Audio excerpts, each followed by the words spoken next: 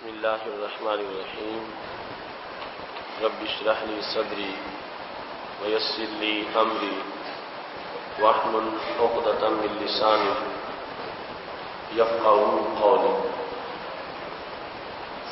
الحمد للہ وحدہ والصلاة والسلام علی من لا نبی بعدہ وعلی آلہ واصحابہ الذین اوفوا عہدہ. اما بعد فاعوذ باللہ من الشیطان الرجیم. بسم اللہ الرحمن الرحیم. وَلَسَوْفَ يُعْطِيكَ رَبُّكَ فَتَرْضَىٰ. صدق اللہ العظیم وصدق رسولہ النبی الکریم الامین. ان اللہ وملائکتہ یصلون علی النبی یا ایھا الذین آمنوا صلوا علیہ وسلموا تسلیما. الصلاۃ والسلام علیک یا سیدی یا رسول اللہ وعلی آلک واصحابک یا حبیب اللہ. مولانا صلی وسلم دائما ابدا علی حبیبک خیر الخلق کلہم منزہ عن شریک فی محاسنہ وجوہر الحسن فیہ غیر منقاسم. یا اکرم الخلق مالی من الوذ بہ سواک عند حلول الحادث العممی. رب صلی وسلم دائما ابدا علی حبیبک خیر الخلق کلہم. اللہ تبارک و تعالی جل جلالہ وعم نوالہ واتم برہانہ وعظم شانہ کی حمد و ثنا اور حضور سرور کائنات مفخر موجودات زینت بزم کائنات دستگیر جہاں غم گسار زمان سید سربراہ حامی بے قسم قائد المرسلین خاتم النبیین احمد مجتبیٰ جناب محمد مصطفیٰ صلی اللہ علیہ وآلہ واصحابہ وبارک وسلم کے دربار گوہربار میں ہدیہ درود السلام عرض کرنے کے بعد وارثان منبر و محراب ارباب فکر و دانش نہایت ہی معزز و محتشم حضرات خواتین سامعین و ناظرین، رب ذوالجلال کی فضل و توفیق سے ادارہ صراط مستقیم پاکستان کے زیر اہتمام ہم سب کو 15ویں سالانہ فہم دین کورس میں شرکت کی سعادت حاصل ہو رہی ہے. آج ہماری گفتگو کا موضوع ہے کن کی کنجی. میری دعا ہے رب ذوالجلال ہم سب کو قرآن و سنت کا فہم عطا فرمائے اور قرآن و سنت کے ابلاغ و تبلیغ اور اس پر عمل کی توفیق عطا فرمائے. آج کا موضوع شان رسالت اور عظمت نبوت کے لحاظ سے رسول اللہ صلی اللہ علیہ وسلم کی ذات گرامی کا جو مرتبہ اللہ کے دربار میں ہے اور آپ کی مقدس زبان سے نکلے ہوئے الفاظ کی جو ویلیو ہے اللہ کے نزدیک، اس سے متعلق گفتگو ہوگی. عام لوگ بولتے ہیں، ان کی زبان کے کلمات کی تاثیر اور ہوتی ہے، اور رسول اللہ صلی اللہ علیہ وسلم جس وقت کسی چیز کے بارے میں حکم دے دیتے ہیں کسی کو یا اللہ سے کسی چیز کے بارے میں درخواست کرتے ہیں اور التجا کرتے ہیں، تو آپ کی نسبت سے آپ کے جملوں کا مقام جو ہے وہ اور لوگوں سے اتنا مختلف ہے کہ جیسے درمیان میں زمین و آسمان کا فرق موجود ہو. خالق کائنات جل جلالہ نے قرآن مجید قرآن رشید میں یہ ارشاد فرمایا وَلَسَوْفَ يُعْطِيكَ رَبُّكَ فَتَرْضَىٰ. اللہ تمہیں اتنا عطا کرے گا کہ اے محبوب آپ راضی ہو جائیں گے. تو یہاں پر خالق کائنات جل جلالہ نے رسول اللہ صلی اللہ علیہ وسلم کی رضا کا جو مرتبہ ہے اور آپ کو خوش کرنا اللہ کو جتنا پسند ہے اس کا اظہار آیت قرآن میں فرما دیا. لہذا عام بندے خواہ وہ راضی رہیں یا ناراض رہیں ان کی اور حیثیت ہے، لیکن رسول اللہ صلی اللہ علیہ وسلم وہ ذات ہے کہ خالق کائنات جن کی رضا خود پسند کرتا ہے، جن کو راضی کرنا چاہتا ہے اور راضی رکھنا چاہتا ہے۔ اس واسطے آپ کی زبان سے جب کسی کے حق میں الفاظ نکلتے ہیں تو ان الفاظ کو اللہ کے دربار میں مقام قبولیت اور شرف اجابت میسر آتا ہے۔ اس بنیاد پر جو اتنی اہم حقیقت اور حیثیت ہمارے محبوب علیہ الصلوۃ والسلام کی زبان کو حاصل ہے، فاضل بریلوی رحمۃ اللہ علیہ نے اس کا خلاصہ بیان کرتے ہوئے فرما دیا، وہ زبان جس کو سب کن کی کنجی کہیں، اس کی نافذ حکومت پہ لاکھوں سلام۔ یہ موضوع کوئی چند آیات یا چند احادیث تک محدود نہیں، بلکہ سینکڑوں ہزاروں احادیث اس کی وضاحت کے لیے موجود ہے۔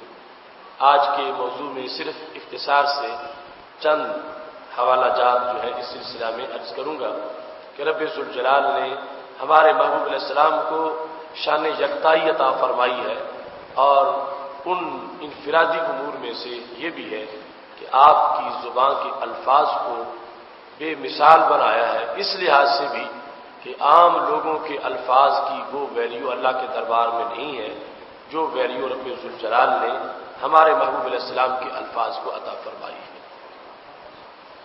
صحیح مسلم شریف میں یہ حدیث شریف موجود ہے کہ جب حج کی فرضیت کا حکم آیا تو ہمارے محبوب علیہ السلام نے فرمایا، یا ایھا الناس کتب علیکم الحج فحجوا، لوگوں تم پر حج فرض کر دیا گیا ہے لہذا حج کرو۔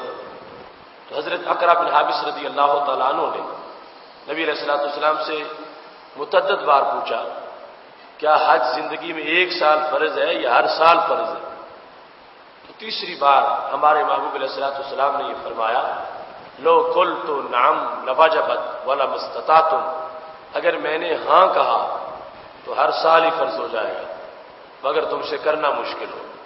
تو محور اور معیار کس کو بنایا؟ اپنے بولنے کو، کہ میں مرضی ہے بولوں مرضی ہے نہ بولوں۔ اگر میں بول پڑا اور میں نے کہا ہاں تمہارے سوال کے جواب میں کہ کیا ہر سال فرض ہے، میں نے کہا ہاں ہر سال فرض ہے، تو کیا ہوگا؟ ہر سال ہی فرض ہو جائے گا۔ وَلَا مَسْتَطَعْتُمْ، مگر پھر تمہارے لیے مشکل پیدا ہو جائے گی کہ پیسے کے ہوتے ہوئے اور بھی بہت سی چیزیں ہیں کہ جن کا ہونا، وقت کا ہونا، فراغت کا ہونا حج کے کرنے کے لیے جو ضروری ہیں، تو فرمایا میں نہیں چاہتا کہ تمہیں مشکل میں مبتلا کروں، لیکن یہ اعزاز بخشا ہے میرے رب نے کہ میں ہاں کہوں تو ہر سال فرض ہے، اگر خاموش رہوں تو پھر زندگی میں ایک بار فرض ہے۔ تو کتنا بڑا مرتبہ ہے ہمارے آقا صلی اللہ علیہ وسلم کی زبان کا۔ اب دیکھو حقیقت میں یا زندگی میں ایک بار ہے یا ہر بار ہے، لیکن آپ کی زبان کے سپرد کر دیا گیا کہ آپ مرضی سے چاہو تو ہر بار کر لو، چاہو تو ایک بار کر لو۔ تو یہ وہ نظام ہے۔ اب دنیا میں کون سی ایسی طاقت ہے کہ جو اللہ کی طرف سے اتنے بڑے اختیار کی حامل ہو؟ کوئی اختیار، بڑے سے بڑا اختیار بھی 5 نمازوں کو 6 نہیں بنا سکتا، یا 4 رکعتوں کو 5 قرار نہیں دے سکتا۔ تو یہ میرے محبوب علیہ السلام کی زبان کو جو ویلیو دی گئی ہے اللہ کی طرف سے کہ اگر فرمایا میں ہاں کہوں گا تو ہر سال فرض ہو جائے گا، خاموش رہوں گا تو زندگی میں ایک بار فرض رہے گا۔ اب یہ اپنی مرضی ہے محبوب علیہ الصلوۃ والسلام کی، بولتے ہیں یا خاموش رہتے ہیں۔ ایسے ہی سید عالم نور مجسم شفیع معظم صلی اللہ علیہ وسلم جس وقت کسی چیز کے بارے میں زبان سے نہ بھی اظہار کریں، صرف دل سے خیال کریں، دل سے رغبت کریں، تو ہماری عظیم ماں حضرت ام المومنین سید عائشہ صدیقہ رضی اللہ تعالی عنہا کا یہ عقیدہ بخاری شریف میں موجود ہے، فرمانے لگی ان ربک یسارع فی ہواک، تمہارا رب تمہارے دل کے خیال کو پورا کرنے میں بہت جلدی فرماتا ہے۔ یعنی جس کو زبان پر بھی نہیں لائے، ابھی دل میں سوچا ہے کہ یہ کام ایسا ہونا چاہیے، فرمایا ان ربک یسارع، سرعت ہے، جلدی ہے، یعنی ایک ہے پورا کرنا۔ یہ بھی بہت بڑا اللہ کا کرم ہے کہ کسی کا خیال ہو اور اللہ اس کو پورا کر دے۔ لیکن ام المومنین کہتی ہیں رب ذوالجلال پورا ہی نہیں فرماتا، بہت جلد اس کو پورا فرما دیتا ہے۔ تمہارے خیال کو پورا کرنے میں رب ذوالجلال بہت جلدی فرماتا ہے۔ سید عالم نور مجسم شفیع معظم صلی اللہ علیہ وسلم کا یہ مقام و مرتبہ، اس کا ہر پہلو بڑا عظیم ہے اور ہر پہلو اس کا بڑا منفرد ہے، بالخصوص اس مقام پر کہ جب رسول اللہ صلی اللہ علیہ وسلم نے ایک صحابی سے یہ فرمایا تھا کہ تم مجھے بکری کی اگلی ٹانگ کا گوشت پیش کرو، یعنی دیگچے میں بکری کا گوشت بھونا ہوا تھا۔ طبرانی نے موجم کبیر میں اس کی روایت کیا ہے، ناولنی الذرا، مجھے بکری کی دستی پیش کرو، تو صحابی نے اگلی ٹانگ نکالی اور پیش کر دی۔ پھر فرمایا ناولنی الذرا، مجھے بکری کی اگلی ٹانگ پیش کرو، تو صحابی جو انہوں نے دوسری بھی نکالی اور پیش کر دی۔ تو ہمارے نبی علیہ السلام نے تیسری بار فرمایا ناولنی الذرا، مجھے بکری کی اگلی ٹانگ پیش کرو۔ تب صحابی کہہ بیٹھے یا رسول اللہ صلی اللہ علیہ وسلم، بکری کی دو ہی ٹانگیں ہوتی ہیں، دو ہی میں نے پیش کر دی ہیں، اب تیسری تو اس میں موجود نہیں ہے۔ تو یہ مقام ہے جب ہمارے محبوب علیہ السلام نے فرمایا لو ناولتنی ما زلت تناولنی، اگر تم میرے مانگنے پر ٹانگ نکالتے جاتے تو نکلتی جاتی۔ لو ناولتنی ما زلت تناولنی، میں جب تک مانگتا تم تب تک نکالتے جاتے، اگر میں 10 مرتبہ مانگتا 10 مرتبہ ٹانگ نکلتی، اگر میں 100 مرتبہ مانگتا 100 مرتبہ اسی دیگچے سے برآمد ہوتی، کیونکہ یہ دیکھو کہ کس زبان سے یہ لفظ نکل رہا ہے ناولنی الذرا۔ اب دیکھو کتنا اونچا مرتبہ ہے، یہ ہے کن کی کنجی اور یہ ہے تاثیر۔ جب بکری کی 2 ٹانگیں دیگچے میں ڈالی تھیں تو عقل تو یہ کہتی ہے کہ تیسری نہیں آئے گی، مگر شریعت اور نبی علیہ السلام کا جو مرتبہ ہے اس نے واضح کر دیا کہ ایجاد ہونا چیز کا، مخلوق ہونا، پیدا ہو جانا، یہ کوئی بعید نہیں ہے کہ جب محبوب علیہ السلام کی زبان سے لفظ نکل جاتے ہیں ان کا اثر ہوتا ہے۔ تو فرما دیا تمہارا کام دیگچا ڈال کے ٹانگ نکالنا تھا، یہ میرے رب کی قدرت ہے، میں جتنی مرتبہ زبان سے بولتا میری زبان کے لفظ بولنے سے ہی ایک اور ٹانگ پیدا ہو جاتی، بھونی بھی جاتی اور تم اس کو نکال سکتے، ادھر سے پھر میں کہتا پھر ایک اور ٹانگ پیدا ہو جاتی، پھر یعنی تاثیر ایسی جیسے کن کی تاثیر ہے، انما امرہ اذا اراد شیئا ان یقول له کن فیکون۔ اللہ کا امر یہ ہے کہ جب وہ کسی چیز کا ارادہ فرماتا ہے وہ کن کہتا ہے، تو کن بھی صرف سمجھانے جتنا وقت ہے، کن کہنے کتنی بھی دیر نہیں لگتی، وہ چیز مار سے وجود میں آ جاتی ہے۔ تو اس قدرت کے نائب ہیں اور خلیفہ اعظم ہیں ہمارے محبوب علیہ السلام، اپنے صحابی کو بتا دیا تمہارا کام انکار کرنا نہیں۔ اور یہ ایسا مقام ہے جہاں سے یہ بھی پتا چلتا ہے کہ رسول اللہ صلی اللہ علیہ وسلم جس وقت ایسی گفتگو فرماتے ہیں اس وقت بندے کو سمجھ جانا چاہیے کہ وہ یہ نہ سمجھے کہ اب عقل یہ کہہ رہی ہے، بلکہ اس کو عشق کی طرف بڑھنا چاہیے۔ اب یہ عقل نے کہا تھا نا کہ 2 ٹانگیں ہوتی ہیں تو کہہ دو 2 ہی ٹانگیں ہوتی ہیں، عشق کا یہ فیصلہ تھا کہ سرکار فرمائے تو پھر جتنی چاہے اتنی ٹانگیں بن جاتی ہیں، اتنی پیدا ہوتی ہیں۔ تو ایسے موقع پر اگر کسی شخص کو یہ خیال آ جائے، صحابی کو نہیں آیا لیکن آج ایسی احادیث کو کوئی سن کر اس سے ملتی جلتی احادیث تو کوئی بندے کہتے یہ تو ہمیں بھی پتا ہے کہ یہ کام ایسے ہے، تو نبی علیہ السلام کی اس حدیث کا مطلب کیا بنتا ہے؟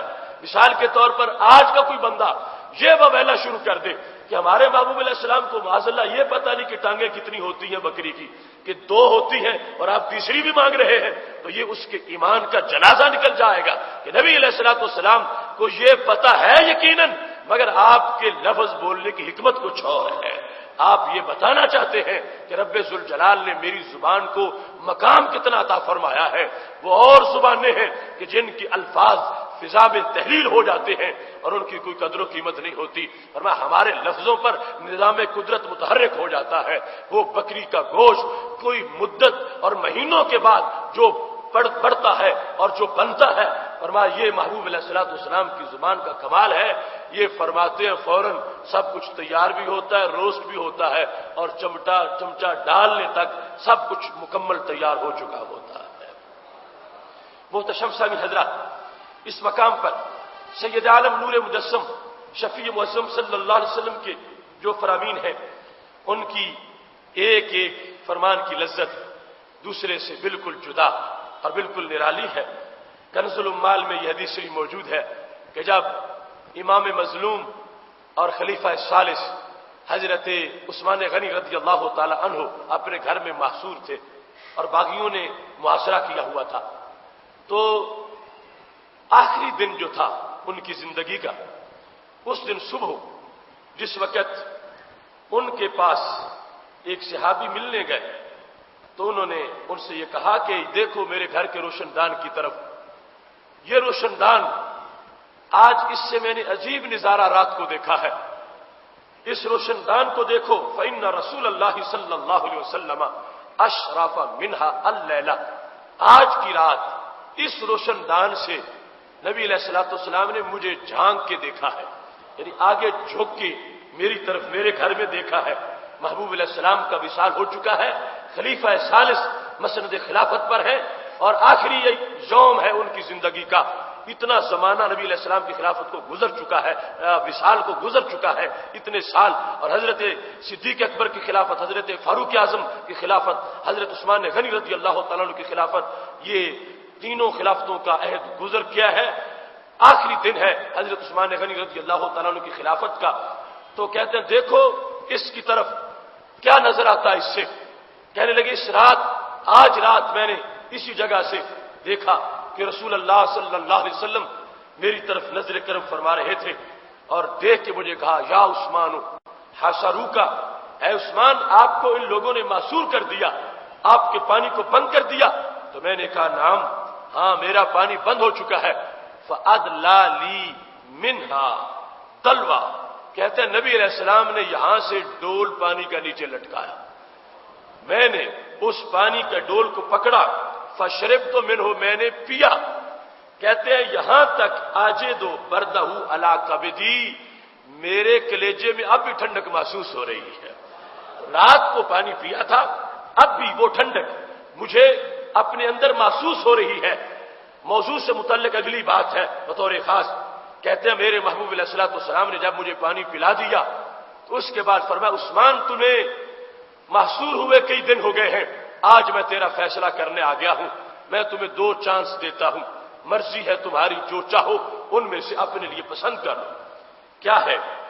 فرمانے لگے ان شئتا دعوت اللہ فینصرک الذی علیہم، فرمایا اگر چاہتے ہو تو رب ذوالجلال سے میں دعا کرتا ہوں باقی اپنی موت مر جائیں گے، ایک بھی مدینہ شریف میں نہیں ٹھہرے گا، سب بھاگ کے نکل جائیں گے مدینہ شریف سے، اور جو تمہیں انہوں نے تنگ کیا ہے یہ تمہیں نجات مل جائے گی، اگر چاہتے ہو تو میں دعا کرتا ہوں، اور اگر چاہتے ہو تو پھر افطرت عندنا، آج جو روزہ رکھ لیا ہے وہ روزہ، آج کا روزہ ہمارے ہاں افطار کرنا، ان 2 باتوں میں سے جو چاہو تمہیں پسند ہے کر لو۔ اب دیکھو یہ تو طے شدہ بات تھی اللہ کے ہاں کہ ان کے مرنے کا وقت کیا ہے، لیکن جو قضائے معلق ہے اس کے اندر جو کن کی کنجی کی تاثیر ہے، ہمارے محبوب علیہ الصلوۃ والسلام کو اتنا ناز ہے اپنی دعا پر کہ یہ نہیں ہوگا کہ اگر خلیفہ ثالث یہ کہیں گے اے محبوب میں تو زندہ رہنا چاہتا ہوں، باغی مر جائیں بھاگ جائیں، اور ادھر سے رب نہ مانے کہ نہیں نہیں یہ تو وقت ان کا آ گیا ہے۔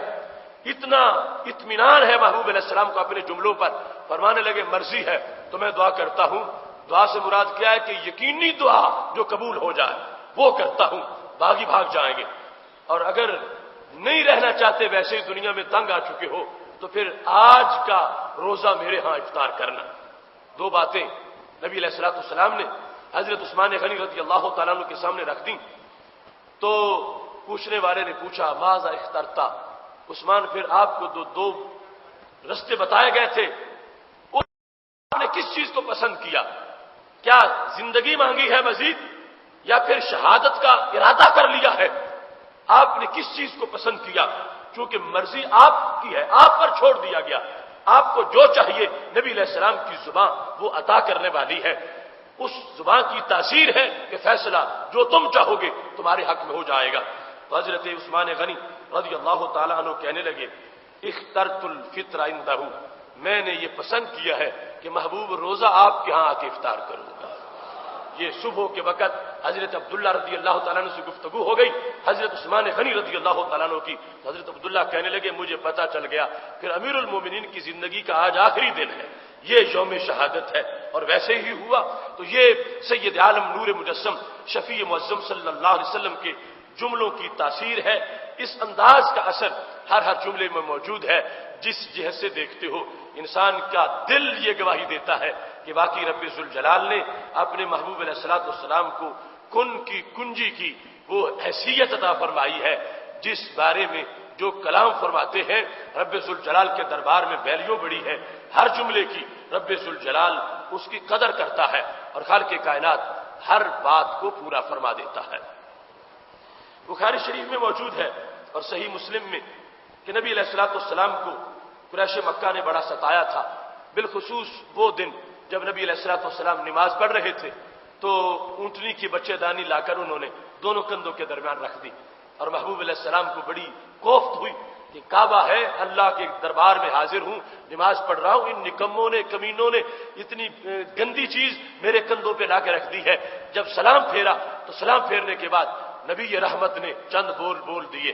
کہنے لگے اے اللہ اب میں تیرے سے دعا کر رہا ہوں علیکا بی جہل, ابو جہل کو سنبھال لے. علیکا بی جہل, ابو جہل کا خاتمہ اب تیرے ذمے ہے. علیکا کے لفظ بولے جس کا لغوی معنی لازم ہے تجھ پر, جبکہ اللہ پہ کوئی چیز لازم کوئی نہیں کر سکتا, لیکن یہ ناز کا مقام ہے. فرمایا اے اللہ اس ابو جہل کو اب سنبھال لے, اس کا خاتمہ کر کہ اس نے کتنی مجھے تکلیفیں دی ہیں. صرف یہی نہیں, فرمایا وہ عتبہ تبن ربیعہ تھا, عتبہ بن ربیعہ کا بھی خاتمہ کر. وہ شیبہ تبن ربیعہ تھا, اور شیبہ بن ربیعہ بھی جو بیٹھا ہنس رہا ہے مذاق کر رہے ہیں اور میرے اوپر یہ سب کچھ ڈال کے آپ وہ ہنستے ہیں کہ ہم نے کیا کام کیا, اے اللہ ان سے بدلہ لے. اور ساتھ ہی فرمایا وہ امیہ تبن خلف, امیہ بن خلف بھی بیٹھے. یہ سارے نام نہاد بڑے سردار تھے جو اس وقت بیٹھے تھے جب نبی علیہ الصلوۃ والسلام پر وہ گندگی لا کے پھینکی گئی تھی. وہ عقبہ تبن ابی معیط, اے اللہ عقبہ بن ابی معیط بھی نہ بچے. یہ سارے اپنی اپنی پارٹیوں کے لیڈر وہاں مکہ شریف میں کعبہ اللہ کے پاس بیٹھے ہوئے, اور یہ کہ محبوب علیہ الصلوۃ والسلام کو حالت نماز میں یوں دیکھ کر کے اوپر ہم نے کسی کو بھیج کے گندگی ڈلوا دی ہے, دیکھو خدا کا نبی ہے, صورتحال کیا ہے, اوپر اتنی گندگی پڑی ہوئی ہے. آپس میں معاذ اللہ ٹھٹھا کر رہے ہیں, مذاق کر رہے ہیں کہ ہم نے کیسا کام کیا. میرے محبوب علیہ الصلوۃ والسلام نے جس وقت یہ لفظ بولے تو صحابی کہتے ہیں ان لفظوں کا اثر میں نے دیکھا. جس ترتیب سے نام بولے اور جس کے نام لیے, کہتے ہیں والذی بعث محمدن صلی اللہ علیہ وسلم. حضرت عبداللہ بن مسعود رضی اللہ تعالیٰ عنہ راوی ہیں, کہتے ہیں مجھے اس رب کی قسم ہے کہ جس رب نے ہمارے نبی علیہ الصلوۃ والسلام کو سچا نبی بنایا ہے, لقد رأیت الذی سما سرع یوم بدر, جس کا نام نبی علیہ السلام نے لیا تھا میں نے بدر کے دن میدان بدر میں مارا ہوا دیکھا کہ اس کو بچھاڑا جا چکا تھا, اس کو تلواروں سے کاٹا جا چکا تھا, اور میں نے ثم صہبوا الی القریب قریب بدر, پھر ٹانگوں سے کھینچ کے ان کو بدر کے کنویں میں گرایا جا رہا تھا. تو مجھے اس وقت یہ پتا چلا کہ نبی علیہ السلام نے جو جملے بولے تھے وہ جملے خالی نہیں گئے, حکمتیں ساری کچھ وقت کے لیے وہ بھی تھی وہ پوری ہو گئی. اور محبوب علیہ الصلوۃ والسلام نے جو کہا تھا علیکا بی جہل, ابو جہل کو سنبھال ہے رب, یہ بہت زیادہ شرارتیں کر رہا ہے. تو رب ذوالجلال نے جس کا نام محبوب علیہ السلام نے لیا ہے اس کو پھر بدر سے واپس نہیں آنے دیا. اور خالق کائنات جل جلالہ نے اس بات کو ثابت کیا, وہ زبان جس کو سب کن کی کنجی کہیں اس کی نافذ حکومت پہ لاکھوں سلام. ایسے بخاری شریف میں رسول اللہ صلی اللہ علیہ وسلم کے صحابہ کا یہ عقیدہ موجود ہے, اور ایسی نعت شریف کہ نبی علیہ السلام خود سن رہے تھے, صحابہ سنا رہے تھے. حضرت عبداللہ بن رواحہ نے نعت پڑھی, حضرت ابو ہریرہ راوی ہیں, نبی علیہ السلام کی صدارت ہے, اور محبوب علیہ الصلوۃ والسلام کے صحابہ کہتے ہیں وفینا رسول اللہ یتلو کتابہ اذا انشق معروف من الفجر ساطع, ہمارے اندر وہ اللہ کے رسول صلی اللہ علیہ وسلم موجود ہیں کہ جب صبح پو پھوٹتی ہے, طلوع صبح صادق کا وقت ہوتا ہے, ہمارے محبوب اللہ کا قرآن پڑھ رہے ہوتے ہیں. یہ پہلا شعر. دوسرا اران الہدی, بعد العما فقلوبنا به موقنات ان ما قال واقع. فرمایا ہمارے پیغمبر علیہ السلام کی شان یہ ہے کہ انہوں نے ہم نابینوں کو بینا بنایا ہے. ہمیں کچھ نظر نہیں آتا تھا، مطلب یہ حق نظر نہیں آتا تھا، اگرچہ آنکھیں تھی، دنیا کے رستے نظر آتے تھے، مگر ہم اپنے آپ کو عہد جاہلیت کے زمانے میں اندھا سمجھتے ہیں. ہم اندھے تھے، ہماری آنکھیں نہیں تھیں. یہ وہ محبوب ہیں جنہوں نے ہمیں آنکھیں عطا فرمائی ہیں. اقبال کہتے ہیں اے کہ پرتو تیرے ہاتھ کا مہتاب کا نور، چاند بھی چاند بنا پاک اشارہ تیرا. چشم ہستی صفت دیدائے عامہ ہوتی، دیدائے کن میں گر نور نہ ہوتا تیرا. یا رسول اللہ صلی اللہ علیہ وسلم، کن کی آنکھ روشن تب ہوئی ہے جب تمہارے نور کا کن نے سرما لگایا ہے. تو چشم ہستی صفت دیدائے عامہ ہوتی، پوری کائنات اندھوں جیسے ہوتی، دیدائے کن میں گر نور نہ ہوتا تیرا. اگر تمہارے نور کی جلوہ گری نہ ہوتی تو پھر کن کی آنکھ میں بھی سرما کوئی نہ لگاتا. تو صحابہ کہتے ہیں ہم چلتے پھرتے موبائل مردے تھے، ہمیں کچھ نظر نہیں آتا تھا، کچھ سنائی نہیں دیتا تھا. یہ صورتحال تھی. یہ محبوب آئے ہیں جس سہانی گھڑی چمکا طیبہ کا چاند، اس دل افروز ساتھ پہ لاکھوں سلام. اس واسطے ہر وقت اس لمحے کو یاد کیا جاتا ہے کہ لوگ جن کو نور ملا ہے وہ کہتے ہیں ہم نابینا تھے، یہ محبوب آ کے انہوں نے ہماری آنکھیں کھول دی.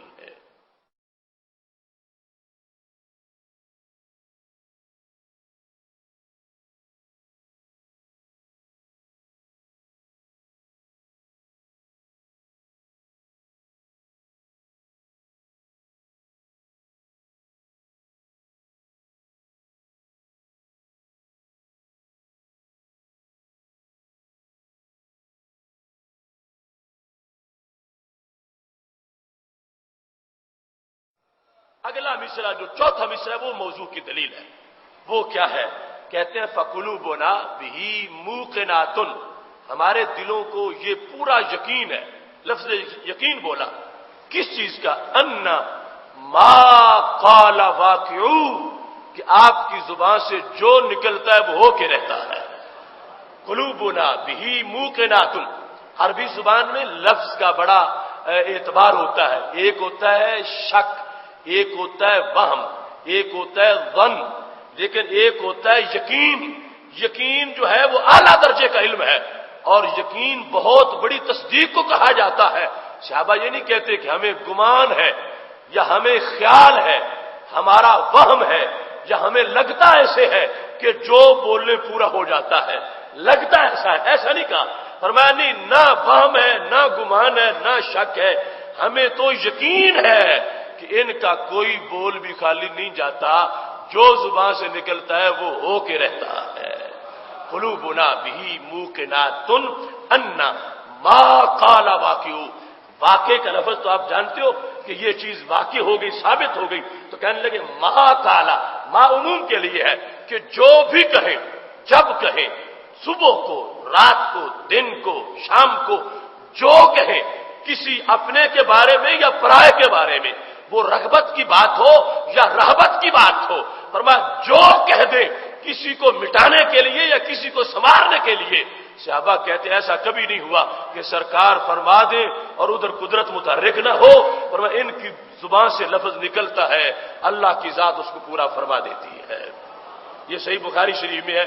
کسی کا غلوب نہیں کہ کہا جائے کہ شاعر تھا، رنگی بیان تھا، تخیل تھا، زیب داستان سے بات کر گیا. نہیں، یہ کیسی بات ہے. جب نعت ختم ہوئی تو میرے محبوب علیہ السلام نے یہ جملہ بولا.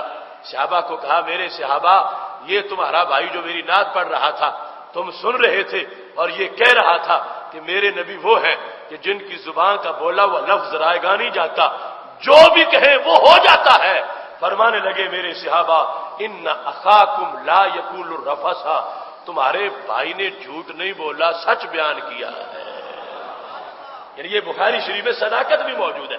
نبی علیہ السلام کا صدارتی خطبہ کہ آپ کی صدارت میں یہ کہا جا رہا تھا، تو آپ نے فرمایا یہ کوئی نہ سمجھے کہ کہنے والا کہہ گیا پتہ نہیں سچ ہے یا جھوٹ ہے. فرمایا میں صدارت میں اس لیے بیٹھا ہوں کہ اگر جھوٹ ہوگا تو بتاؤں گا جھوٹ ہے. فرمایا اس نے جھوٹ نہیں بولا، میری نعت سچی پڑی ہے کہ تمہارے نبی میں وہ ذات ہوں میرے صحابہ کہ جو زبان سے نکلتا ہے اللہ اس کو پورا فرما دیتا ہے۔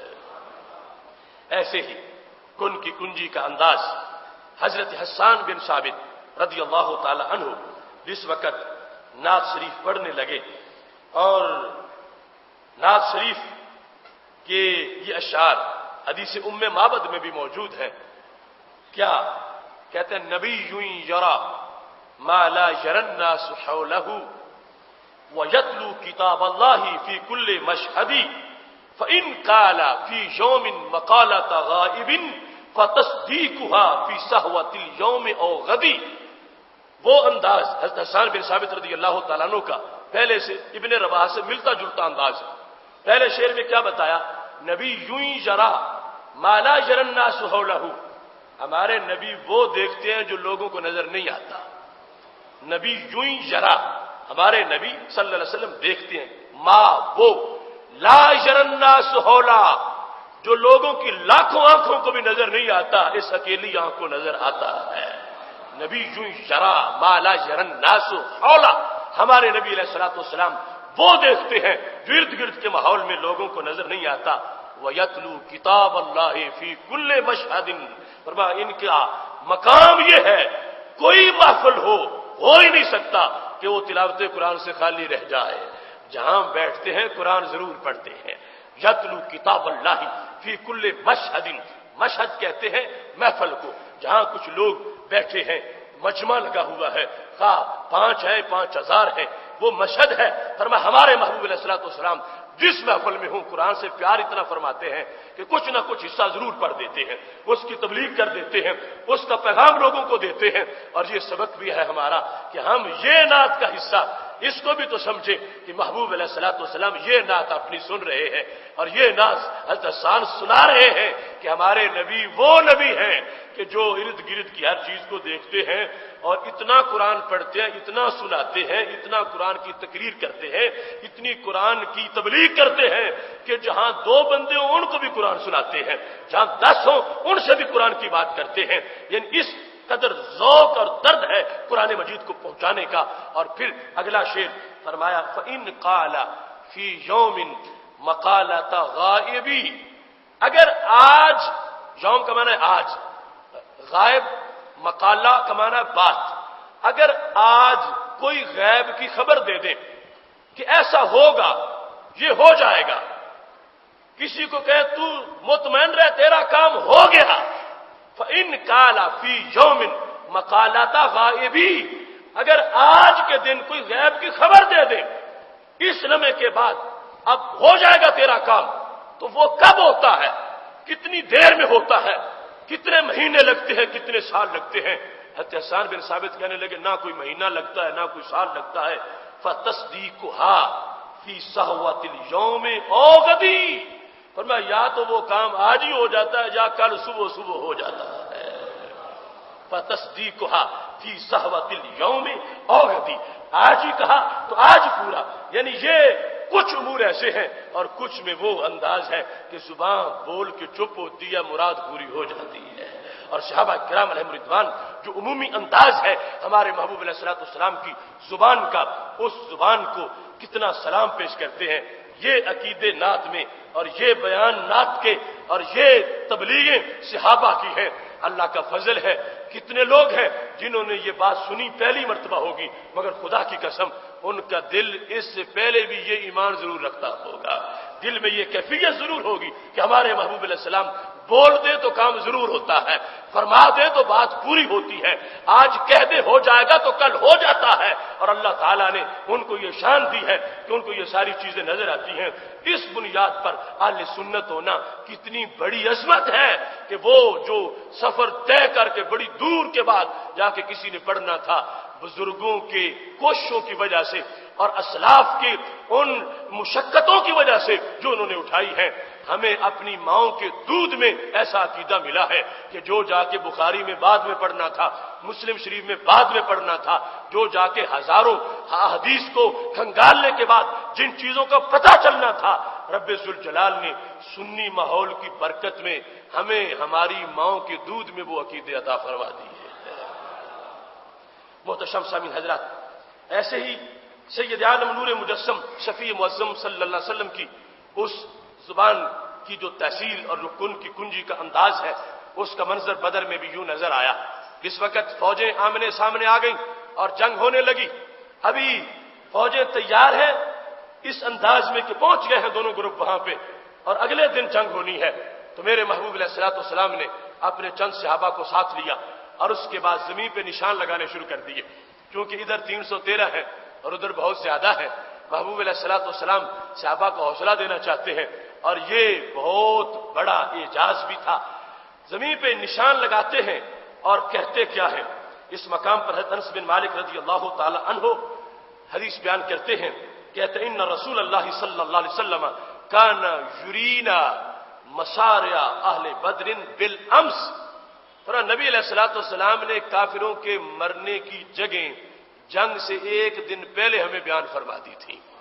بالامس، ایک دن پہلے، ابھی جنگ کل ہونی تھی، نبی علیہ الصلوۃ والسلام نے ایک دن پہلے بتا دیا۔ کیسے؟ نشان لگایا زمین پہ، فرمایا ھذا مسرع فلان۔ مسرع کہتے ہیں جو جہاں گر کے مر جاتا ہے اس کے بچھاڑے جانے کا مقام، مسرع۔ ھذا مسرع فلان، صحابہ یہاں ابو جہل کی جان نکلے گی۔ ھذا مسرع فلان، یہاں عتبہ مرے گا۔ ھذا مسرع فلان، یہاں شیبہ مرے گا۔ ھذا مسرع فلان، یہاں عقبہ مرے گا۔ سید عالم نور مجسم شفیع معظم صلی اللہ علیہ وسلم کی نشان لگا رہے ہیں، اور حدیث کمزور نہیں، صحیح مسلم میں سیاستہ میں موجود ہے، بار بار نبی علیہ السلام نے نشان لگائے، ایک دن پہلے معین کر دیا، یہ بھی بتایا کہ وہ فلاں فلاں مرے گا، اور یہ بھی بتایا اس جگہ پہ مرے گا، اس جگہ مرے گا۔ یہ مقام ہے محبوب علیہ الصلوۃ والسلام کا، ما تدری نفس ماذا تکسب غدا وما تدری نفس بأی ارض تموت۔ کوئی نہیں جانتا کہ وہ کل کیا کرے گا، اور کسی کو نہیں پتا کہ وہ کس جگہ پہ مرے گا، وہ کوئی اور ہے جن کو پتہ نہیں ہوتا۔ یہ اللہ کے محبوب ہیں، صحابہ گواہ ہیں کہ ہمارے سامنے ایک دن پہلے ہمیں خبر دی کہ ان کا فلاں بھی نہیں بچ کے جائے گا، فلاں بھی نہیں بچ کے جائے گا، اور صحابہ حوصلہ رکھو، یہ جگہ ہے، ان سے آگے پیچھے نہیں مر سکتے، اسی جگہ پہ مرنے والے ہیں۔ وہ زبان جس کو سب کن کی کنجی کہیں، اس کی نافذ حکومت پہ لاکھوں سلام۔ صحابہ نے جب یہ بات سنی ہے تو کچے عقیدے والے نہیں تھے، معاذ اللہ پراپوگنڈے شروع کر دیتے کہ جنگ کرنے تو نکل آئے تھے، مگر پیغمبر نے تو آگے عقیدے ہی خراب کرنے شروع کر دیے، معاذ اللہ، کہ اللہ کہتا ہے کسی کو پتہ ہی نہیں چلتا کسی نے کہاں مرنا ہے، اور یہ جگہ معین کر رہے ہیں۔ صحابہ کو شک نہیں ہوا، یقین پہلے سے بھی بڑھ گیا ہے کہ اللہ نے کیسے عظیم نبی کی امت میں ہمیں شامل فرمایا ہے۔ اب جس وقت صحابہ کے نزدیک یہ 100% حتمی بات ہے کہ فلاں فلاں سردار ضرور مریں گے، کیونکہ نبی علیہ السلام نے فرما دیا، سرکار نے جو فرما دیا ہے کہ اس جگہ مریں گے۔ اب صحابہ کے حوصلے اتنے بلند ہو گئے، فرمایا جب ابو جہل بھی مرے گا، عتبہ بھی مرے گا، شیبہ بھی مرے گا، باقی کے کچومر بھی ہم نکال دیں گے۔ یعنی یہ حوصلہ تھا صحابہ کرام علیہ رضوان کا۔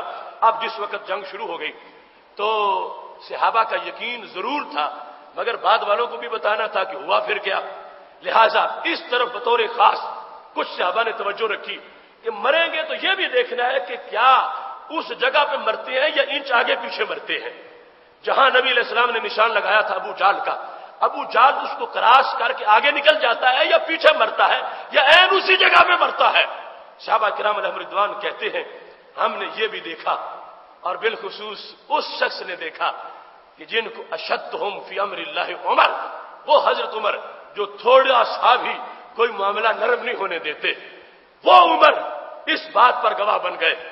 راوی حضرت انس بن مالک ہیں کہ نبی علیہ السلام نے یہ فرمایا، اور آگے عمر گواہی دینے پر ہے۔ حضرت عمر رضی اللہ تعالیٰ عنہ نے کہا، اور کہا قسم اٹھا کے، فقال عمر فوالذی بعثہ بالحق، مجھے اس رب کی قسم کہ جس رب نے ہمارے نبی علیہ السلام کو سچا نبی بنایا ہے۔ یہ قسم اٹھا کے عمر کیا کہتے ہیں؟ کہنے لگے ما اخطأ الحدود التي حدها رسول اللہ صلی اللہ علیہ وسلم، اور خدا کی قسم ہے ایک انچ بھی آگے پیچھے نہیں مرے، جہاں جگہ کا نشان لگایا تھا وہاں ہی سارے مر گئے۔ یہ ہے اصل محبوب علیہ الصلوۃ والسلام کی زبان کا کہ مارا بھی ہے ان کافروں کو رب نے، ان سے مروایا ہے، اور پھر انہی جگہوں پہ جہاں سرکار نے کہا ہے۔ یعنی یہ گویا کہ ڈیوٹی لگ گئی تھی اسرائیل کی، جان نہیں نکالنی، جب تک وہ مقام نہیں آئے گا۔ ابو جہل ماریں گے تو وہیں جہاں نبی علیہ السلام نے نشان لگایا ہے۔ اور حدیث شریف کے الفاظ دیکھو بڑے عجیب ہیں، ما اخطا الحدود، خطا سے ہے لفظ خطا۔ خطا کا لغوی معنی ہوتا ہے تجاوز کرنا، حد سے بڑھنا۔ خطا والا حد سے بڑھتا ہے نا، جس نے غلطی کی وہ حد سے بڑھ گیا، حد تک تو حرج نہیں تھا، بڑا تو غلطی ہو گئی۔ تو اخطاؤ کا معنی ہے تجاوز نہ کیا انہوں نے، وہ خطا نہ کر سکے، خطا نہ کر سکے۔ وہ ابو جہل عتبہ شیبہ خطا نہ کر سکے۔ ساری زندگی جن کا کام خطا کرنا تھا مگر مرنے کی جگہ میں خطا نہ کر سکے، ساری زندگی خطائیں کرتے رہے، ساری زندگی تجاوز کرتے رہے، مگر حضرت عمر رضی اللہ تعالیٰ عنہ کہتے خدا کی قسم مرنے کے مقام سے خطا نہ کر سکے، مرنے کے مقام سے تجاوز نہ کر سکے۔ جو فرمایا تھا میرے نبی علیہ الصلوۃ والسلام نے، ہر کافر پہچان کے اسی جگہ پہ مرا ہے، اسی جگہ پہنچا ہے تو جان نکلی ہے، اس سے آگے کوئی بھی نہ بڑھ سکا۔ تو یہ ہے، فاضل بریلوی نے بلا وجہ نہیں کہا، یہ ساری حدیثیں ان کے قلم کے اس مضمون میں ان کا اثر موجود ہے۔ وہ زبان جس کو سب کن کی گنجی کہیں، اس کی نافذ حکومت پہ لاکھوں سلام۔ ایک دن پہلے نشان لگائے ہیں، دوسرے دن جا کے وہ جن کے لگائے ہیں وہ مرے ہیں، تو انہی جگہوں پہ مرے ہیں۔ تو ماننا پڑے گا کہ رب ذوالجلال نے کمال علم بھی دیا ہے، کمال مرتبہ بھی عطا فرمایا ہے۔ محترم سامعین حضرات، یہاں پر سید عالم نور مجسم شفیع معظم صلی اللہ علیہ وسلم کے جو مقدس الفاظ ہیں اور ان کے اندر جو حسن ہے، جو جمال ہے، اور ہر بات پوری ہوتی ہوئی نظر آتی ہے اور ہر بات کا لحاظ رکھا جاتا ہے، اس کی قدر کی جاتی ہے۔ اس سلسلہ میں طبرانی کی معجم کبیر میں، دیگر بہت سے ماخذ میں، بالخصوص ابو نعیم کی حلیہ میں یہ بات موجود ہے۔ حضرت عثمان بن بشیر رضی اللہ تعالی عنہ نبی علیہ الصلوۃ والسلام کے ایک صحابی ہیں، عثمان بن ابی العاص سے عثمان بن بشیر روایت کرتے ہیں۔ وہ کہتے ہیں کہ عثمان بن ابی العاص نے نبی علیہ السلام کے پاس جا کر اپنی شکایت کی، کیا یا رسول اللہ صلی اللہ علیہ وسلم، قرآن پڑھتا ہوں مگر بھول جاتا، قرآن پڑھتا ہوں بھول جاتا، تو آپ میرا کچھ بندوبست کرو۔ جس وقت حضرت عثمان بن ابی العاص نے، جن سے راوی ہے عثمان بن بشیر، انہوں نے یہ شکایت جا کر پیش کی، کہتے شکوت الی رسول اللہ صلی اللہ علیہ وسلم نسیان القرآن، میں نے قرآن کے نسیان کی شکایت کی کہ قرآن یاد نہیں رہتا۔ تو کیا ہوا؟ میرے محبوب علیہ الصلوۃ والسلام نے علاج عجیب کیا، فدارا و صدری بیدہ، میرے سینے پہ ہاتھ مارا، اس طرح ہاتھ مار کے فرمایا یا شیطان اخرج من صدر عثمان، اے شیطان نکل اس کے سینے سے باہر، تیرے سینے میں شیطان چھپا ہوا ہے جو تجھے قرآن یاد نہیں کرنے دیتا، کرتے ہو تو بھول جاتا ہے۔ اب شیطان تو بندے کے خون میں شامل ہو جاتا ہے، دوسری حدیث شریف میں موجود ہے۔ اب میرے محبوب علیہ الصلوۃ والسلام نے جس وقت فرمایا یا شیطان اخرج من صدر عثمان، یعنی بات کا روب بھی ہے نا، ان کی باتوں کی لذت پہ لاکھوں درود، ان کے خطبے کی ہیبت پہ لاکھوں سلام، لذیذ بھی بات ہوتی تھی، ہیبت بھی۔ وہ ابو جہل کو جب کہا تھا اخرج نکل باہر، اس کا قرض دا کر باہر آیا تھا تو رنگ پھک ہو چکا تھا۔ اب شیطان کو کہا کیوں اس کے سینے میں داخل ہو چکا ہے، اخرج یا شیطان من صدر عثمان، اس کے سینے سے نکل کے دفع ہو جا۔ حضرت عثمان کہتے ہیں فما نسیت منہ شیئا بعد، اس کے بعد مجھے قرآن کی کوئی آیت نہیں بھول سکی۔ سید عالم نور مجسم شفیع معظم صلی اللہ علیہ وسلم کا انداز، حضرت ابو ہریرہ کا حافظے کی گٹھڑیاں باندھنا وہ تو تم سن چکے ہو، وہ یہ حضرت عثمان جو ہیں انہوں نے نسیان کا جس وقت عثمان بن ابی العاص نے اپنی طرف سے شکایت کی تو محبوب علیہ الصلوۃ والسلام کے الفاظ کی پاور دیکھو کہ کس انداز میں نافذ ہوتی ہے بات، کس انداز میں نافذ ہوتی ہے۔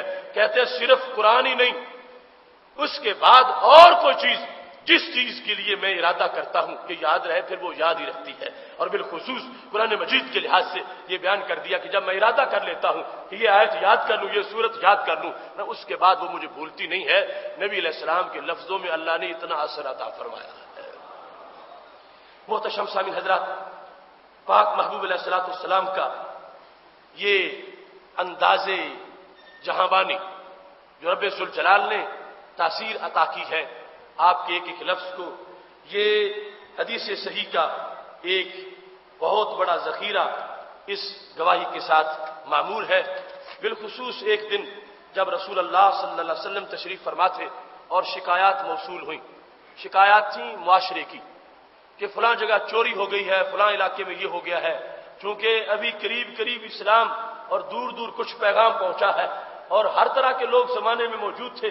جب شکایات کے انبار لگ گئے محبوب علیہ الصلوۃ والسلام کے پاس کہ فلاں جگہ یہ ہو گیا ہے، فلاں جگہ یہ ہو گیا ہے، تو میرے محبوب علیہ الصلوۃ والسلام نے اپنے صحابی کو جواب دیا، نام ہے عدی بن حاتم۔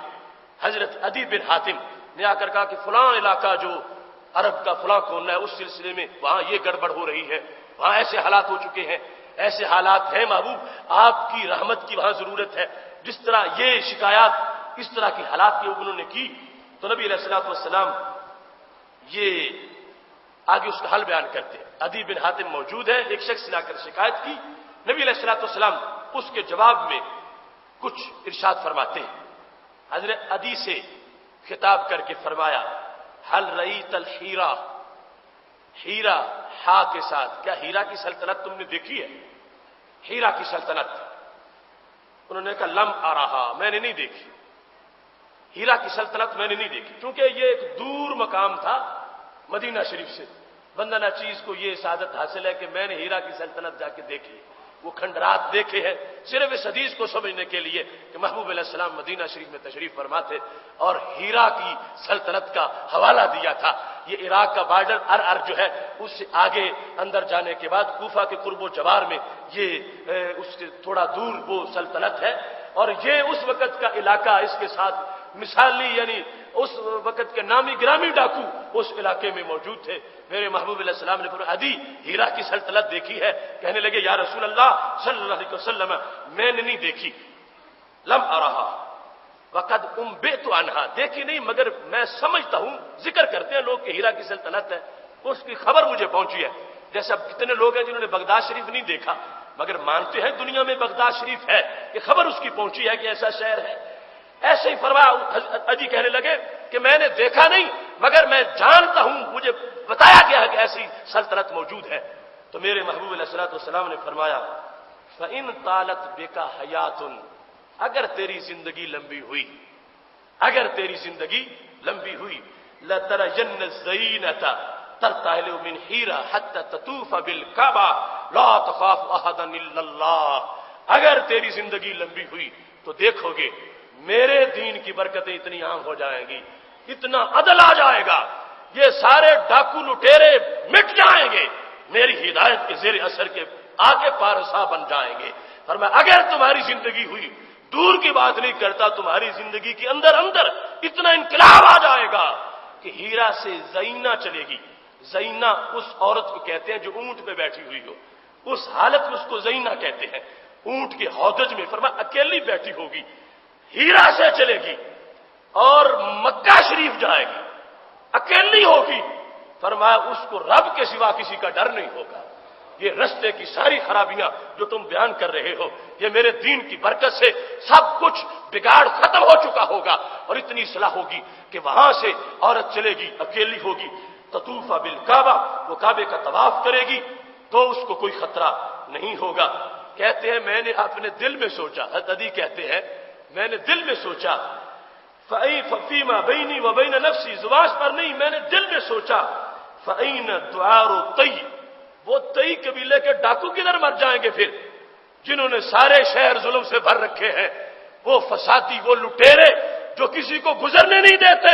اگر ہیرا سے چل کے ایک خاتون جا کے کعبے کا طواف کر لے گی اور صحیح سلامت واپس گھر پہنچ جائے گی تو یہ اتنے ڈاکو کہاں جائیں گے؟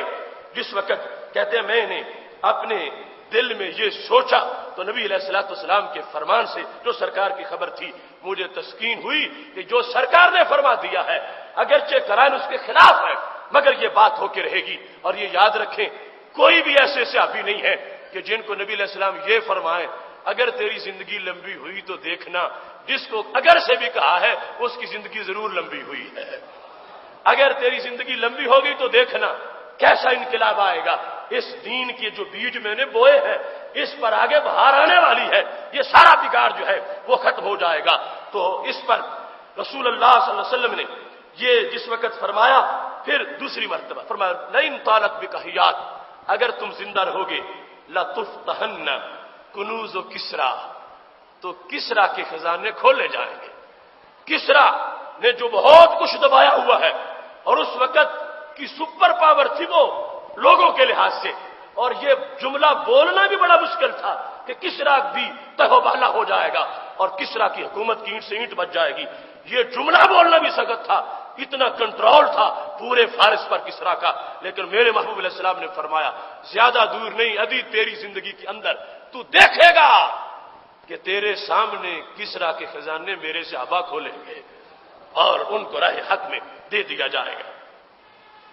یہ دو باتیں کر دی، اور پھر فرمایا وَلَئِن طَالَتْ بِكَ حَیَاء، اگر تیری زندگی لمبی ہوئی لَتَرَيَنَّ، تو دیکھے گا کہ الرجل، ایک بندے کو یخرج ملء کفی من ذهب، وہ چلو سونے کا بھر کے بازار میں کھڑا ہوگا، کوئی لے لو مجھ سے، کوئی قبول ہی نہیں کرے گا۔ ایسی صورتحال آ جائے گی تیری زندگی کے اندر۔ اگر تیری زندگی لمبی ہوئی تو اس کو دیکھے گا کہ لوگ ہاتھوں میں سونا چاندی لے کے دینا چاہیں گے مگر کوئی لینے کو تیار نہیں ہوگا۔ کوئی کہے گا کل آتا تو میں لے لیتا، آج تو مجھے ضرورت نہیں ہے، اگر تو پرسوں آ جاتا نا پھر میں تیرا سونا لے لیتا، آج مجھے تیرے سونے کی کوئی ضرورت نہیں ہے۔ آج عدی بن حاتم سے سرکار بولتے ہیں میرے صحابہ بھوکے کاٹ رہے ہیں، لیکن یاد رکھو تمہاری زندگی کے اندر ہی وہ دن آ جائے گا کہ جب ایسے کوئی سونا چاندی لے کے پھرے گا، کوئی وہ سونا چاندی کو قبول کرنے والا موجود نہیں ہوگا۔ اب یہ لفظ نکل گئے میرے محبوب علیہ السلام کی حکمت والی زبان سے۔ حضرت عدی پھر اپنا مشاہدہ بیان کرتے ہیں کہ پھر ہوا کیا۔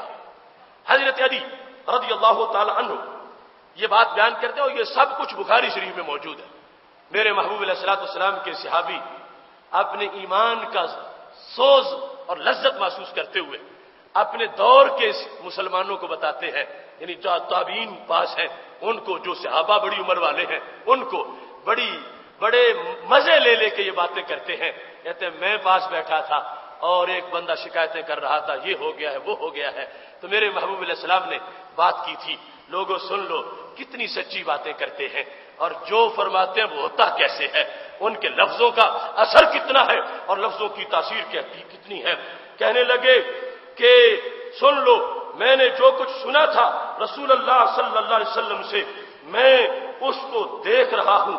کہتے ہیں رأیت الزینۃ ترتحل من الحیرہ حتی تطوف بالکعبہ، میں نے اپنی آنکھ سے دیکھا ہیرا سے ایک عورت اونٹ پہ چڑھ کے آئی، اس نے اکیلے سفر کیا، اس نے کعبے کا طواف کیا اور کعبے کا طواف کر کے وہ واپس سلامت پہنچ گئی۔ کوئی آنکھ ایسی نہیں تھی کہ جو میلی اس کو دیکھ سکتی۔ ایسا امن، ایسا سکون، ایسا تقوی کا ماحول اور اتنے وہ نظام مصطفیٰ صلی اللہ علیہ وسلم کی برکات اور محبوب علیہ السلام کے دین کی وہ ایک بہار میں نے اپنی آنکھوں سے دیکھی، جو نبی علیہ السلام نے فرمایا تھا میری عمر لمبی ہوئی میں نے اسلام کی برکات کا وہ شباب دیکھ لیا کہ ایسی عورت چلی واپس پہنچی، اس کو کوئی خیانت والی آنکھ سے دیکھنے والا بھی نہیں تھا، چھیڑنے والا تو بڑی دور کی بات ہوتی ہے، نہ اس کی کوئی زیور اتارنے والا تھا، نہ اس کی کوئی اونٹنی لوٹنے والا تھا۔ اتنی برکتیں میں نے اپنی آنکھوں سے دیکھی اور بتانے لگے میرے دوستو جو سنا تھا یہ سرکار کا کمال ہے کہ ان کی زبان سے لفظ نکلتے ہیں رب پورا فرما دیتا ہے۔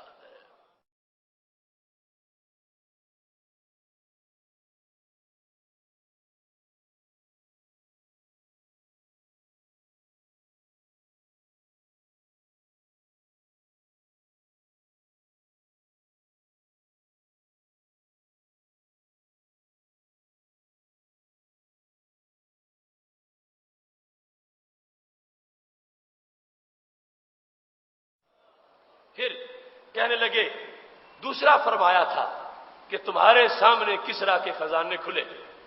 حضرت عدی سے پوچھا گیا یہ بتاؤ، کہنے لگے یہ بتانا کیا ہے، کنت فی من افتتح کنوز کسریٰ، جن لوگوں نے خزانے کھولے تھے میں آپ ان میں شامل تھا، میں کھول رہا تھا، خود میں نے کھولے ہیں۔ اور محبوب علیہ السلام نے فرمایا تھا کہ تیری زندگی لمبی ہوگی تو تو دیکھ لے گا، تو کہنے لگے میں خود اس لشکر میں موجود تھا جنہوں نے جا کے کسرا کی سلطنت کی اینٹ سے اینٹ بجائی ہے، اور میں اپنے ہاتھوں سے خزانے کھول رہا تھا، سرکار کی عظمت کو سلام کر رہا تھا کہ کتنے سال پہلے محبوب جس وقت یہ گمان بھی نہیں کیا جا سکتا تھا اتنی مضبوط سلطنت جو ہے وہ انحطاط پذیر ہو جائے گی اور زوال پذیر ہو جائے گی، وہ کہتے ہیں میں نے اپنی آنکھوں سے دیکھا۔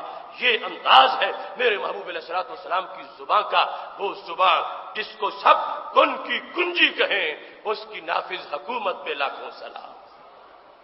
محتشم سامعین حضرات، پھر اس کے بعد کہتے ہیں کہ سید عالم نور مجسم شفیع معظم صلی اللہ علیہ وسلم نے جو تیسرا مقام بھی مجھے بتایا، فرم وہ بھی مجھ سے بعید نہیں ہے، میں اس کی صداقت پر بھی اپنی طرف سے مہر صداقت لگا رہا ہوں۔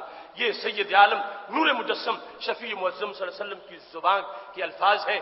ہم نے فہم دین کورس میں سیرت کے یہ موضوعات بالقصد عام موضوعات سے زیادہ رکھے، شروع سے لے کر مختلف وہ شجاعت رسول صلی اللہ علیہ وسلم، نبی علیہ السلام کی شجاعت، یا یہ شان رسالت ہے ذرا ہوش سے بول، اور ناموس رسالت کے نگہبان بلبلے، اس طرح تاکہ جس جہت کو بھی بیان کریں تو بندوں کو پتا چلے کہ ہر جہت جب بے مثال ہے تو کس منہ سے کوئی ان کی مثل بنتا ہے۔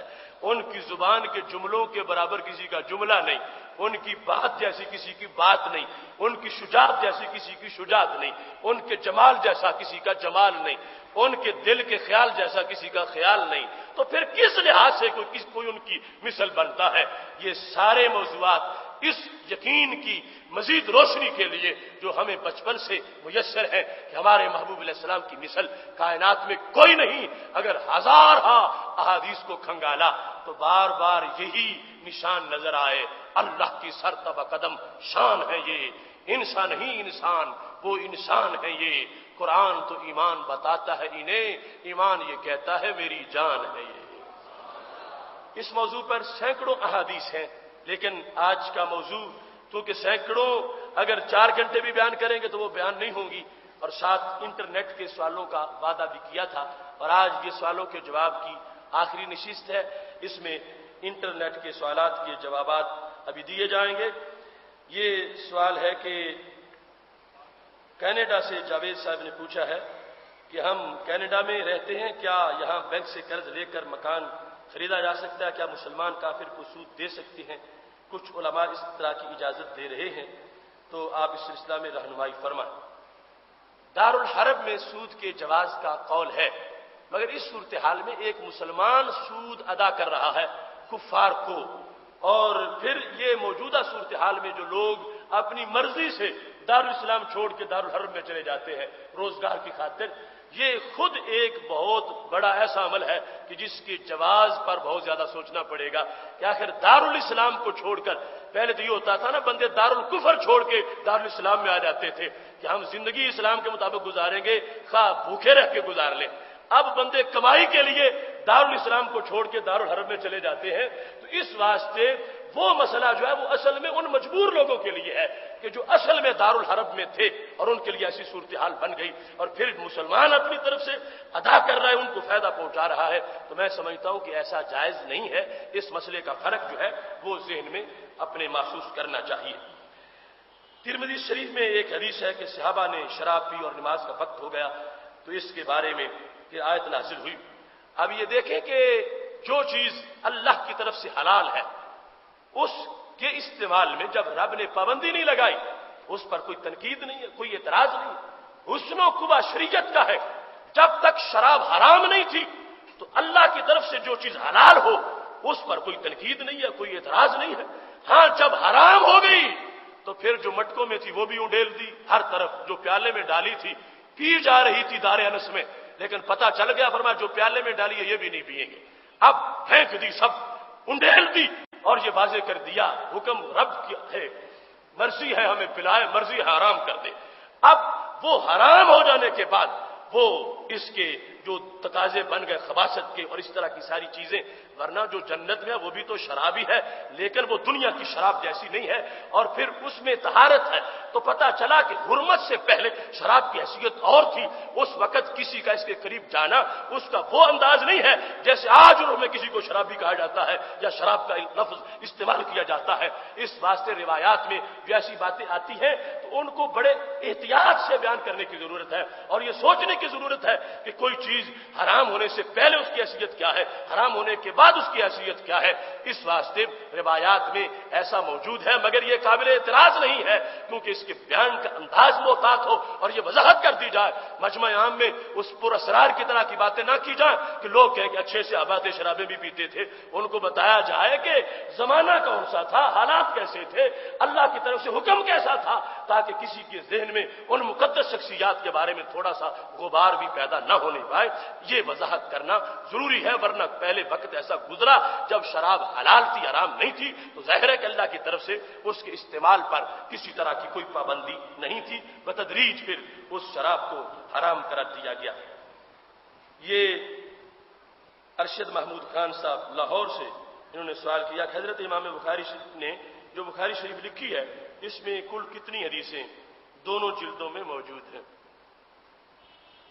تو بخاری شریف میں دونوں جلدوں میں تکرار کے ساتھ، تکرار کا مطلب ہے کہ کچھ حدیثیں ان کی روین اس انداز کیا ہے کہ ان کو دوبارہ ذکر کیے گئے 6 بار، بلکہ کچھ حدیثیں 28 مرتبہ بھی ذکر کی گئی ایک حدیث، کچھ 5 مرتبہ، کچھ 10 مرتبہ، کچھ 12 مرتبہ۔ اور وہ کیوں کہ جب بھی ذکر کیا سند بھی نہیں لے آئے کہ میں نے اس فلاں استاد سے بھی پڑھی، فلاں سے بھی پڑھی، اور ساتھ مسئلہ بھی نیا نکال کے دکھایا کہ اس سے پہلے ذکر کیا تو یہ مسئلہ ثابت ہوا، اب ذکر کیا تو یہ مسئلہ ثابت ہوا۔ ہم اصل اہل سنت جو ہے وہ 2 خطرناک وادیوں کے درمیان ہر طرف سے حملہ ہے۔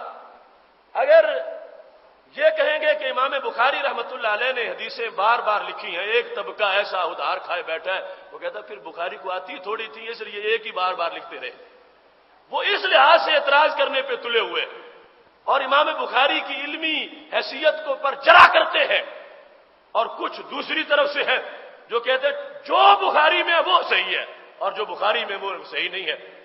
امام بخاری ان دونوں باتوں سے ناراض ہے۔ وہ کہتے ہیں میں نے بخاری میں صرف صحیح لکھی ہیں، اور یہ مطلب نہیں کہ صرف وہی صحیح ہے جو بخاری میں ہے۔ فرمایا مجھے تو لاکھ صحیح آتی تھی، لاکھ میں سے میں یہ چند ہزار لکھی ہیں، تو میری بخاری کے ذریعے باقی جو ہیں وہ تقریباً 94,000 حدیثیں، ان کا انکار نہ کر دینا۔ یہ نہیں کہ میں نے جو لکھی ہیں یہی صحیح ہے، ہاں جو لکھی ہے میں نے صحیح سمجھ کے لکھی ہیں اور باقی بھی صحیح ہیں۔ تو یہ 2 طبقے ہیں جو بگڑے ہوئے نظریاتی طبقے ہیں، ان کے درمیان ہم ہیں۔ ہم کہتے ہیں نہ تو امام بخاری کی توہین کرنے دیں گے اور نہ ہی امام بخاری کی آڑ میں امام اعظم پر کوئی اعتراض کرنے دیں گے۔ درمیان میں امام بخاری رحمت اللہ علیہ کا جو مقام ہے اس کے ہم دائی ہیں۔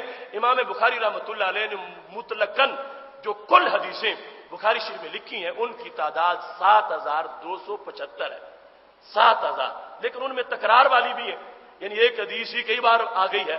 تو اگر تکرار والی حدیثیں نکال دی جائیں تو پھر پیچھے بخاری شریف میں ساری حدیثیں 4,000 بنتی ہیں کہ جو بغیر تکرار کے ہیں۔ ایک حدیث کو ایک بار ہی شمار کیا جائے، دوسرا نمبر اس کو نہ لگایا جائے، تیسرا نہ لگایا جائے، ایک حدیث اگر ایک بار ہی شمار کی جائے تو پھر کل حدیثیں بخاری شریف میں 4,000 ہیں۔ تو یہ بخاری شریف ہے جو امت کا ایک بہت بڑا ذخیرہ ہے، صحت مند ذخیرہ ہے، قرآن مجید کے بعد اصح الکتب ہے اور اس کا بہت بڑا مقام ہے۔ اور جو تکرار کیا ہے تو وہ امام بخاری نے علمی کمزوری کے لیے نہیں کیا کہ کتاب بڑی لکھنی تھی، حدیثیں تھوڑی آتی تھیں تو بار بار لکھ دی، نہیں، ان کو تو 3 لاکھ سے بھی زیادہ آتی تھی، اس میں پھر لاکھ منتخب کی، لاکھ میں سے یہ چند ہزار منتخب کی اور بار بار اس لیے لکھی کہ لوگوں کو پتا چلے کہ ایک حدیث کتنے موتی ظاہر کرتی ہے۔ محتشم سامعین حضرات، ہم مسلم امہ کو متحد کرنے کی بات کرتے ہیں۔ لندن سے ذیشان صاحب کا سوال ہے، ہم مسلم امہ کو متحد کس طرح کر سکتے ہیں؟ کیا مسلم امہ سے مراد صرف اہل سنت و جماعت ہی ہے؟ یہ دوسرے فرقے والے جو لوگ ہیں جب ہم اتحاد امت کی بات کرتے ہیں تو کیا اس سے مراد صرف بریلوی حضرات ہوتے ہیں؟ تو دعا تو یہ کی جاتی امت کو اتحاد عطا فرما۔ تو محتشم سامعین حضرات، یہ سوال اچھی خاصی بحث کا تقاضا کرتا ہے اور اس کی بحث ہم پہلے کر چکے ہیں. ہاں ہم سنی ہے کہ اندر اس کی تفصیلاً گفتگو موجود ہے، اور اجمالاً یہ بات ذہن میں رکھیے کہ ہم جس وقت امت کا لفظ بولتے ہیں اتحاد امت کا، تو اتحاد امت سے مراد ہوتی ہے امت اجابت. امت کی دو قسمیں ہیں، ایک ہے امت دعوت، دوسری امت اجابت. امت دعوت وہ ہے جن کو اسلام قبول کرنے کی دعوت ہے. یہودی بھی امت دعوت ہے، عیسائی بھی امت دعوت ہے، سکھ بھی امت دعوت ہے. لیکن امت اجابت وہ ہے جنہوں نے اسلام قبول کیا اور لا الہ الا اللہ محمد الرسول اللہ پڑھتے ہیں. اب یہ پڑھنے والے جو ہیں یہ آگے 73 فرقوں میں ہیں. وہ جنہوں نے پڑھے نہیں وہ نہیں 73 میں شمار، پڑھنے والے 73 میں ہیں. ستفترق امتی علی 73 فرقہ کلہم فی النار الا واحدہ. جنہوں نے یہ کلمہ پڑھا، کلمہ پڑھ کے آگے نظریات ان کے خراب ہو گئے یا خراب صورت میں ہی کلمہ پڑھا، تو اب ان میں 72 کو کسی مفتی نے جہنمی نہیں کہا، نبی علیہ السلام نے جہنمی فرمایا عقیدہ کی بنیاد پر. عمل کی وجہ سے تو 73 والی جو جنتی جماعت ہے اس کا بندہ بھی جہنم میں جا سکتا ہے عمل کی کمی کی وجہ سے. اگر رب معاف نہ کرے تو کچھ وقت چلا جائے گا، عقیدے کی برکت سے پھر جنت میں داخل ہو جائے گا. عمل کی کمزوری کا مواخذہ ہو سکتا ہے. تو ہم اس سائل کو یہ بتانا چاہتے ہیں کہ جس وقت ہم کہتے ہیں امت کا لفظ، تو امت سے مراد ہوتی ہے امت اجابت.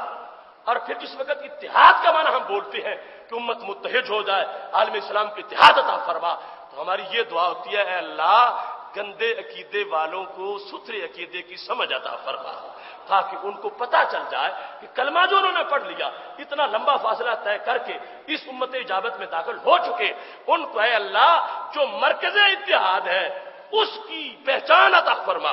مرکز اتحاد ہے میرے نبی علیہ السلام کی ذات گرامی، جہاں پر آ کے سب نے متفق ہونا ہے، سارے اختلافات بھلا دینے ہیں، آپس میں اتحاد کرنا ہے. تو اس واسطے ہم بے دھڑک دعا مانگتے ہیں، روزانہ مانگتے ہیں کہ اے اللہ امت مسلمہ کو اتحاد عطا فرما. تو ہم ان فرق کے لیے یہ دعا کر رہے ہوتے ہیں کہ اے اللہ جہاں جہاں ان میں نظریاتی طور پر کمی ہے، عقیدے کی کمزوری ہے، جو گمراہی ہے، جو کفریات ہے، اے اللہ ان کو توبہ کر کے اپنی اصلاح کرنے کی توفیق عطا فرما، تاکہ مسلم امت کی یونٹی اور مسلم امت کی جو پاور ہے وہ ظاہر ہو جائے. اس واسطے یہ مطلب ہے دعا مانگنے کا. ہم یہ نہیں سمجھ رہے ہوتے کہ ایک شخص جو اسلام سے باغی عقیدہ رکھتا ہے اور ہم یہ کہیں کہ وہ ہم اس سے اتحاد چاہتے ہیں، وہ ہم سے اتحاد چاہتا ہے، یہ مطلب نہیں ہوتا. اتحاد امت کا معنی یہ ہے کہ امت اجابت کے وہ دھڑے جن کو نبی علیہ السلام جہنمی قرار دے چکے ہیں، اے اللہ ان کو ہدایت عطا فرما تاکہ نبی علیہ السلام کے غلاموں میں آ جائیں اور سرکار کے غلاموں کے شانہ بشانہ جنت میں داخل ہو جائیں. محتشم سامعین حضرات، اس کے بعد کینیڈا سے جاوید صاحب کا سوال ہے. ایک شخص نے اپنی بیوی کو 3 طلاقیں ایک ساتھ دے دیں. کچھ علماء نے کہا طلاق ہو گئی ہے، لیکن کچھ علماء نے کہا 3 طلاقیں ایک ساتھ نہیں ہوتی. اگلے دن بھی یہ بتایا ہے کہ یہ 3 طلاقیں دینے سے جیسے باقی چیزیں جو دیں تو دی جاتی ہیں، ایسی طلاقیں بھی دیں تو یہ دی جاتی ہیں، واپس نہیں آتی، نہ اڑتی ہیں ہوا میں. جس نے 3 ایک جملے میں دی وہ بھی ہوگی، 3 گن کے علیحدہ علیحدہ دیں وہ بھی ہو گئی، 3 جدا جدا توہروں میں دیں وہ بھی ہو گئی. ہر لحاظ سے 3 دینا 3 ہی ہے. صرف یہ ہے کہ اگر اس نے اکٹھی دی ہے تو اس نے دینے کا طریقہ سنت نبوی والا اختیار نہیں کیا جو سرکار دو عالم صلی اللہ علیہ وسلم نے بتایا تھا. اس نے وہ طریقہ چھوڑا. ایک تو طلاق دینے والا ناپسندیدہ کام کیا اور دوسرا اس طریقے پر نہیں کیا جس پر کرنا چاہیے تھا، تاکہ شریعت مطہرہ کی حکمتیں سامنے آتی. ایک دیتا، مدت حیض گزرتی، اس کو ہوش آتا بچے کیسے پلیں گے، میں کیسے رہوں گا. دوسری نہ دیتا، گھر آباد ہو جاتا. یا دوسری تک ابھی خمار تھا تو تیسری دینے تک 6 مہینے گزر چکے ہوتے تو ہوش آ جاتا، رستہ بند نہ ہوتا. یہ شریعت نے طریقہ بتایا ہے. لیکن جو شریعت کے طریقے کو چھوڑے تو اس کا یہ جرم ہے. ہم کہیں اس نے جرم ہی کوئی نہیں کیا. اس نے طلاق دے کے بھی ناپسندیدہ کام کیا اور شریعت کا طریقہ چھوڑ کے بھی ناپسندیدہ کام کیا. مگر جو کام کیا وہ کیا، اس کا ہم انکار نہیں کرتے کہ اس نے نہیں کیا. یہ تو اس مجرم کی حمایت ہو جائے گی. ایک وہ جرم کرے، دوسرا کہ نہیں تم نے کیا ہی کچھ نہیں. اب ایک شخص ہے، اس کو حکم ہے کہ پانی پیو مسنون طریقے سے، گلاس بھرا ہے تو وقفہ وقفہ کر کے پیو، سانس لو 3 مرتبہ پانی پی لو. اب ایک شخص ہے وہ شروع کرتا ہے اور پھر 1 مرتبہ ختم کرتا، وہ سانس لیتے ہی نہیں. اگر آپ یہ کہہ سکیں گے کہ اس نے پیا ہی نہیں، یہ کہیں گے کہ سنت کے مطابق نہیں پیا، مگر یہ کون پاگل کہے گا کہ اس نے گلاس پیا ہی نہیں ہے؟ پی تو وہ گیا ہے ظالم، مگر سنت کے مطابق نہیں پیا۔ ایسے جس نے تینوں دی ہیں وہ تینوں دے چکا ہے، اس نے جو کرنا تھا کر دیا ہے، مگر اس نے سنت کے مطابق وہ کام نہیں کیا۔ تفصیل سٹال پر کتاب موجود ہے طلاق ثلاثہ والی، آپ اس سے اور اس کی سی ڈی سے سب تفصیلات جو ہے وہ حاصل کر سکتے ہیں۔ یو ایس اے سے سوال ہے، کیا غزوہ ہند کے بارے میں قرآن و حدیث میں کچھ بیان کیا گیا ہے؟ غزوہ ہند حدیث میں ہے، مگر اس غزوہ ہند سے مراد ہے ہندوستان کی سرزمین پر غازیان اسلام کا پہنچ کر اسلام کی تبلیغ کرنا اور اسلام پھیلانا۔ اس سے مراد کوئی معین جنگ کشمیر کی نہیں ہے، کوئی ایک جنگ اس سے، اور وہ جو 2000